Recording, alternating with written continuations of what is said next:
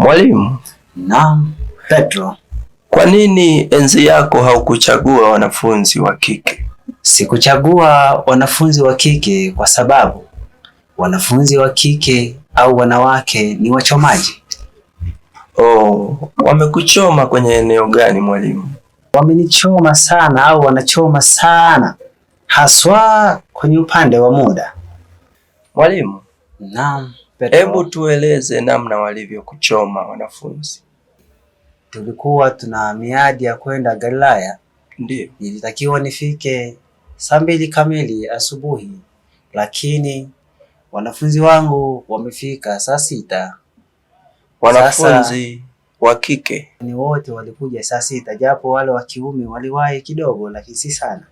Kwa hiyo wanafunzi wa kike walikuchoma. Walinichoma haswa. Ambia nini watumishi wa sasa ambao wanachomwa na watumishi wa kike?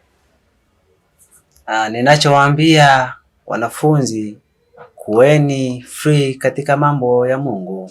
Mjitoe, mjitume, kwa sababu ndio uzima wenu. Na mkiambiwa mje 6:00, njoeni 6:00. Ikiwezekana njoo 5:00, lakini usinichome kwenye upande wa muda. Wanafunzi, acheni kuwachoma watumishi. Kumbukeni kipimo kile kile mlichowachoma watumishi ndicho kile mtakachopimiwa katika kuchomwa moto wa jehanamu ya milele. Acheni kuwachoma watumishi.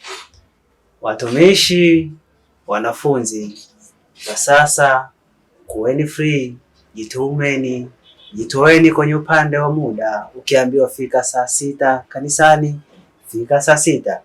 Wanafunzi wa praise wanaambiwa 6:00, 9:00, wanakuja 12:00. Wanataka nini kufanya usiku? Huo ni uchomaji. Huo ni uchomaji kabisa. Acheni uchomaji.